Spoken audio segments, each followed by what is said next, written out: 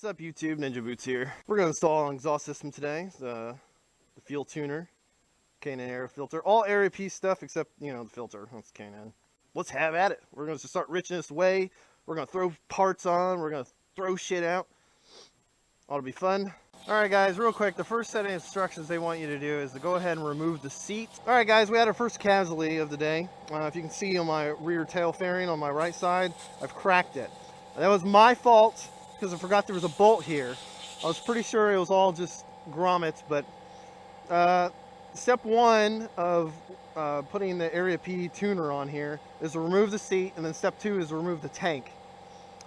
Just real quickly, this side piece right underneath the seat has one hex key, and then it just slowly wiggle it out. The bolts for the seat are right underneath it, so take both sides off. Then you can take the tail fairing off. That I have one 10mm bolt. I'll have a push clip and a hex key on the back. Again, it's not a big deal. I mean, I have some other plans for the future anyway, so I'm not gonna cry about it. Shit happens. It was my fault, so we'll get over it. The center point behind the seat has two more clips. Then all this shit can pull right off. All right, on the quest to get the tank off, you're gonna have to remove the side fairing. And then the side inner fairing, which is that plastic piece in between the tank and the big side fairing. Now you're going to run into a couple things. There's a few bolts, all straightforward. Still, they use some of these just pull off retainers. The problem you're going to probably run into if you've never done this before is the inner fender liner up under the bike and headlights has got to come out. And you're going to see these little tiny rivets. They're going to be flush. And I learned it because I thought you had to push them from the outside and pop them out, which you can, but these are quick rivets, which you can push in. You'll feel a snap and a click, and they go down, and you can pull them out. There's going to be 3 up the side and 3 on the other side. There's going to be 2 10mm bolts bolted up to the radiator on both sides. You're going to have to pull those out. And then there is 1 bolt on the front end right here. I don't know if you can see it, right underneath the corner of the headlight where the middle front piece is, that whole liner covers. It's the only reason you have to take that out is for this 1 bolt, because it's bolted on. Don't try to pull it or you're going to break your side piece, and you don't want to do that. Okay guys, the fuel tank is now removed. Very straightforward this is. It looks kind of bad, but it's really not. This fairing right here, you can bend very carefully and put underneath the 2 tabs, because this actually sits on top of the tank. The tank itself is held in by these 2 bolts, and it is wedged in between these, big rubber balls, whatever. So you take these 2 bolts and you can slowly pry this thing up. Now come off. Very little tension. But before you do that, you're going to have to raise it up and pull the fuel line apart. It seals itself, so it's not going to leak out. This red tab, you're going to have to push these things out and then pry it out. You have to pull the tabs out and push it out. Do it careful, don't pull them too far because you want to reuse this. You'll have a little bit of fuel that's left over in the line spill out, not a big deal. Then the only other thing you'll have left is the fuel pump connector. You'll have a little tab right here, just push that thing out and it comes out. That's all that holds it. Besides this line right here, I don't know what it's for. It has to do something with emissions, I would say, but just pull this line out. It's a little, you know what, let me show you. This little plastic, this white plastic piece right here, just pull this line out. Nothing's going to leak. It's not a big deal. And that's that. Okay, here we go. Installing the EFI tuner. I don't have the tray in here. I took it out, but it does kind of fit kind of snug in here. It's already cut out. You can fit it in here and use the factory harness clips and stuff for it. They want you to remove this cross member out of here. Battery cover has to come out. Okay, next thing we're going to do is we're kind of doing all these mods together, so the next one before we get this EFI thing installed is I'm going to go ahead and install the air filter now.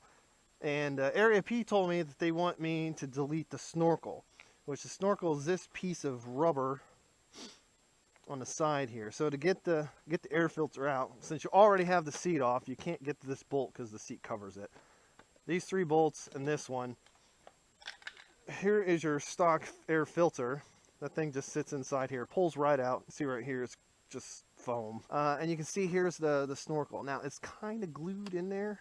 It's kind of working around and break that seal. But to get to it, you're going to have to take the battery out. Just manhandle it and get it out of there. Yeah, you got plenty of room. It's tough, but it will come out of there. Okay, so there's that. Now let's install the first mod, which is the air filter. All right, so just put a little bead around it. No big deal. Don't go crazy. Should be long enough to do it. Oh yeah, look at that. Yeah, it's a lot easier going there. There you go. We did all this work for goddamn air filter. Now, they want you to route the harness on the right side of the bike. This is going to go onto the negative side of the battery. These are your injector clips, and we'll figure out what the other shit is, but move the junction box, secure the ground wire. Okay, that's where. Reinstall the battery cover and junction box. Locate and unplug the stock wiring harness from both of the fuel injectors, which are these right here. Plug the micro EFI tuner harness in line with the stock wiring harness to the fuel injectors. Okay, the pair of connectors with the orange colored wires go on the leftmost cylinder. The yellow wires go on the rightmost side. So there you go. Real simple. Black connector in there. Orange wire on the left cylinder, yellow wire on the right cylinder.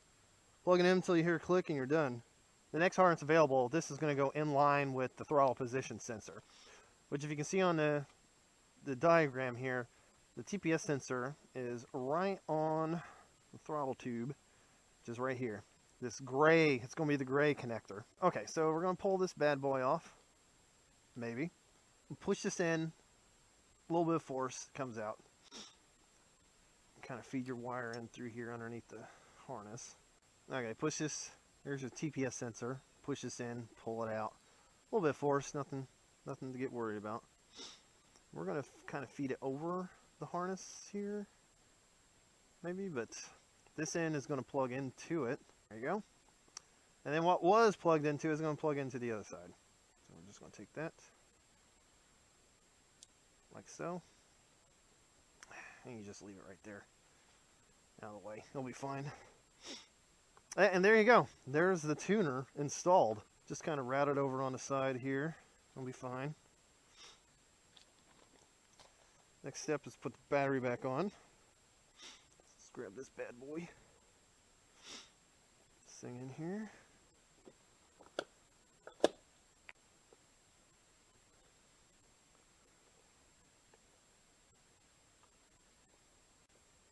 Also, if you're curious, this is a battery tender that's on top of this. So if you don't have one installed, you will not have this. Okay, and this right here is the ground for the tuner. So make sure you get that back on there. All right, guys, I'm going to apologize for this next section. We were having some issues with the battery terminals, which here, I circled the two battery terminals. And the reason I'm doing this is because inside the terminal itself, you have a bolt and a nut, and the nut inside of it was kept falling down, and with the added ground wire for the Area P tuner and my battery tender, it was making it difficult to get those back in and lined up. So in this next one, I'm showing the wiring routing for the Area P tuner. The X shows you where it's placed at in my trunk. It's pretty easy, just kind of follow that diagram. That if it pretty much follows that on its own. Lastly, this right here I have circled is the connectors that you'll have to put in to the computer. So plug those bad boys back in. That really should be it. Your junction box, if you haven't already put that back, go ahead and attach that, reinstall it. And I just want to apologize about this because I actually forgot to hit record because of the problems we were having with the battery terminals. I thought I did, but I didn't. So trying to salvage what I can. Again, I apologize for. And now let's throw the exhaust system on and see what this bad boy sounds like.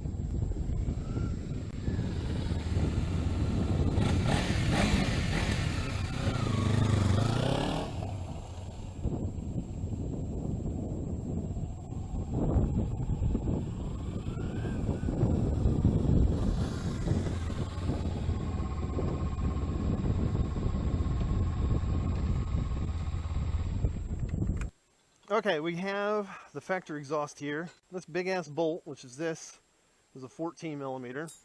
Undo that. The clamp is a 12 millimeter. Just twist it, it pulls right off. Here's your factory muffler. As for the factory header pipe, you have another bolt down here, which is a 12 millimeter. The exhaust that bolts up to the actual engine block is, these are all 12s. No problems, it came out pretty easy, and this thing just yanks right out. And let's get this shit on. Alright guys, here we go. Area P long quiet core exhaust system. We've installed it on here now. Pretty much it goes on the same way that the factory does. You're going to have some fitment adjustment to do, but slide your clamps on here so you don't have to take everything apart, but just slide them all in the center pipe. Leave the springs off, make that the last thing you put on, but it's really tight because these are a lot bigger diameter than what the factory system was, so it's going to be really tight, especially the bracket that holds the lower fairing on the left side. So I guess the best way to start this is break this down into 3 sections: your header pipe, your mid pipe, and your muffler. And you can the other extension pipe for the muffler you can leave hooked onto that thing, but you want to get your headers on here first. Just snug them down, don't tight them until you get it, because you're going to have to adjust this stuff. Put your mid pipe on, then slide your muffler on here. It's going to get really close if you're not using the Area P passenger delete brackets. The peg for the passenger is really close. A couple little scratches there. It's all right, not a big deal, but it's tight. I mean, there's a few millimeters in there. Takes a little doing. This clamp is not formed to the muffler until you put it on, but it will go on there. So get it all together, and you're going to do your adjustment with this mid pipe. So just kind of move it in and out until it fits right. Make sure you line the exhaust up. You'll have to get the angle that you want it at as you're adjusting it. And once you get it in the right angle, go ahead and bolt or tighten down the clamp for the muffler to its extension pipe. So that's out of the way. I do have a little bit of a clearance issue on my rear sets, only because I'm using the Yoshimura rear sets. Again, like my previous video, if you use the lower setting, it's going to be close.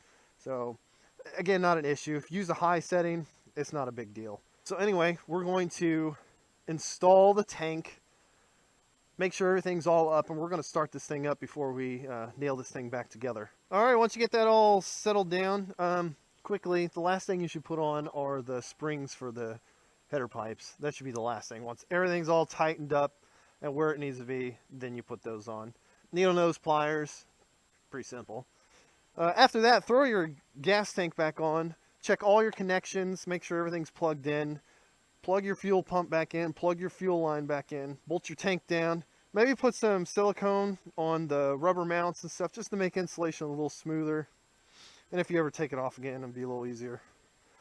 Then fire the bad boy up. Let's sit there and run, get up to running temp, and snap the throttle a few times, and listen to the glorious of this Area P exhaust. Anyway, let's get these fairings back on and let's get to riding. All right, people, here we go. This is it, all done. Fairings are on, everything's installed. A couple other things that came with. Right here on the lower fairing, you have these spacers. You're gonna have to install those things in there so that they're not touching the exhaust, because the exhaust comes out a little bit. One on both sides, there's one there, and there's one on the other side wherever it hooks up. Anyway, enough of that. Seeing us install it, so let's listen to this bad boy.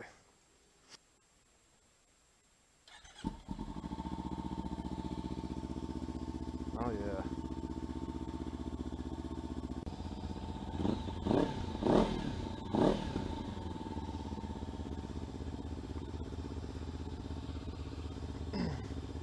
Only videos could do this sound justice.